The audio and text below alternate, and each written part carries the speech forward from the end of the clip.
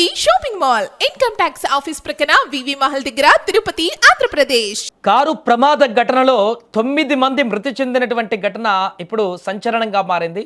అదుపు తప్పినటువంటి కారు ఆ రోడ్డు పక్కన ఉన్నటువంటి బావిలో పడి ఆ బావిలోనే కారుతో సహా కారులో ఉన్నటువంటి 9 మంది కుటుంబ సభ్యులు ఎట్ ఏ టైం మరణించడం అనేది తీవ్ర దిగ్భ్రాంతికి గురిచేసింది.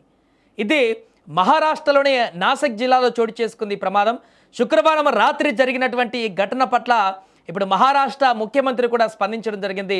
ఈ విషాద ఘటన పట్ల సీఎం దేవేంద్ర ఫడ్నవీస్ కూడా తీవ్ర విచారం వ్యక్తం చేశాడు. ఎందుకంటే రోడ్ల పక్కన ప్రజలు తిరిగేటువంటి ప్రాంతంలో బావులు ఎలా ఉన్నాయనేటువంటి దానిపైన ఇప్పుడు ప్రశ్నలు ఉత్పన్నమవుతున్నటువంటి పరిస్థితి. వాటి వద్ద రక్షణ చర్యలపైన కూడా తనిఖీలు నిర్వహించాలంటూ కూడా ముఖ్యమంత్రి ఆదేశించడం జరిగింది. మహారాష్ట్ర ముఖ్యమంత్రి శుక్రవారం రాత్రి దిండోరి పట్టణంలోని శివాజీ నగర్ ప్రాంతంలో ఒక విందుకు హాజరై సునీల్ దత్ దుర్గండే అనేటువంటి ఒక వ్యక్తి తన కుటుంబంతో సహా ఈ కారులో రివర్స్ అంటే ఇంటికి తిరిగి వెళ్తున్నారు. ఆ యొక్క విందు అయిపోయిన తర్వాత ఈ నేపథ్యంలోనే వారు ఈ యొక్క ప్రమాదం జరిగినటువంటి ప్రాంతం వద్దకు రాగానే కారు అదుపు తప్పింది. అదుపు తప్పినా కూడా అక్కడ సైడ్కు ఉన్నటువంటి చెట్లు లేకుంటే పోల్స్ ఇంకేదైనా ఢీకొట్టినా కూడా ఇంతమంది మరణించి ఉండేవారు కాదు. కానీ అదుపు తప్పినటువంటి ఆ ప్రాంతంలో కారు పక్కనే వెంటనే ఒక భారీ పెద్దగా ఉన్నటువంటి ఒక బావి ఉంది. దానికి పూర్తిగా సైడ్స్ అన్ని కూడా క్లోజ్గా ఉండేటువంటి పరిస్థితి లేదు. దీంతో అదుపు తప్పినటువంటి ఆ కారు నేరుగా ఆ బావి లోపలికి దూసుకువెళ్ళింది. దాంట్లో భారీగా నీళ్లు కూడా ఉండడంతో వెంటనే ఆ కారు బావిలో పడడంతో కారులో ఉన్నటువంటి 9 మంది కుటుంబ సభ్యులందరూ కూడా దాంట్లో పడిపోయిన తర్వాత బయటికి రాలేనటువంటి పరిస్థితుల్లో దాంట్లో మునిగి చనిపోయినటువంటి భీకరమైనటువంటి దృశ్యాలు అక్కడ కనిపించాయి.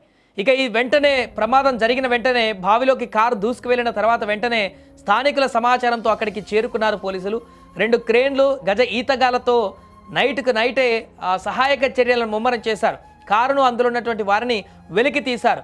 సునీల్ దుర్గండేతో పాటుగా ఆయన భార్య రేష్మ, అదేవిధంగా ఆశా సునీల్ దుర్గండే ఆయనతో పాటుగా 11 ఏళ్ల బాలుడు, అలాగే 7 ఏళ్ల నుంచి 14 ఏళ్ల వయసు ఉన్నటువంటి మరొక 5 అమ్మాయిలు ఈ యొక్క ప్రమాదంలో దారుణంగా మృతి చెందినట్లుగా గుర్తించారు వెలికి తీసిన తర్వాత. దీంతో ఒక పెను విషాదంగా మారింది ఈ యొక్క ప్రమాదం. అది బావిలో పడకుండా ఉండి బయట ఇంకెక్క దేన్ని డ్యాష్ ఇచ్చినా కూడా ఇంతమంది మృతి చెందేటువంటి అవకాశం ఉండేది కాదు.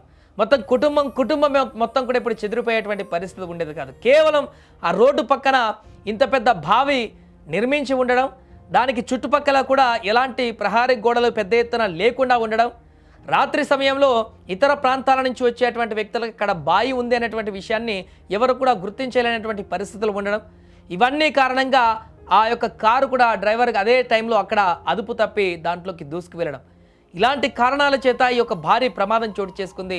ఏదేమైనా కూడా దీనికి తాలూకు దృశ్యాలైతే అక్కడ ఉన్నటువంటి వారందరినీ కూడా కన్నీటి పర్యాంతం చేసేసాయి.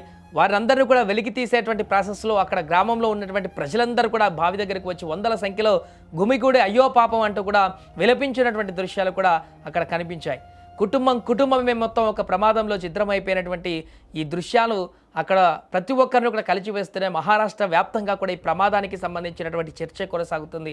అక్కడ ఆ మృతదేహాలను లేకుంటే ఆ కారును బావిలో నుంచి వెలికి తీస్తున్నటువంటి దృశ్యాలు సోషల్ మీడియాలో ప్రస్తుతానికి వైరల్ అవుతున్నాయి.